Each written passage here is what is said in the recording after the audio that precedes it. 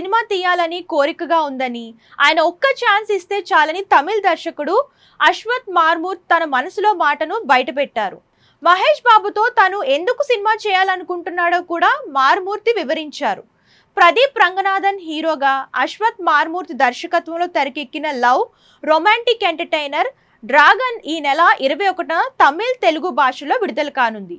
ఈ నేపథ్యంలో తాజాగా నిర్వహించిన ప్రీ రిలీజ్ ఈవెంట్లో దర్శకుడు అశ్వథ్ మాట్లాడుతూ మహేష్ బాబుతో సినిమా తీయాలని కోరిక తనకు ఉందంటూ చెబుతూ అందుకు గల కారణం వివరించారు. 2020లో తన ట్విట్టర్ అకౌంట్కు ఎప్పుడు లేనన్ని వ్యూస్ వచ్చాయని, తనకప్పుడు ఏమైందో అర్థం కాలేదన్నారు. తాను దర్శకత్వం వహించిన ఓష్మే కడవలే సినిమా బాగుందంటూ మహేష్ ప్రశంసిస్తూ పోస్ట్ పెట్టారని, అందుకే నా సోషల్ మీడియా అకౌంట్ ఫేమస్ అయిందని తర్వాత తెలిసిందన్నారు. వాస్తవానికి అది చాలా చిన్న సినిమా, కేవలం 3 కోట్ల రూపాయలతో రూపొందించామని చెప్పారు. తాము అడగకుండానే మహేష్ ఈ సినిమా గురించి పోస్ట్ పెట్టారన్నారు. ఆ తర్వాత తెలుగు దర్శకులు, సినీ నటులు ఎంతో మంది దాన్ని చూసి తమ టీంను అభినందించారని అన్నారు.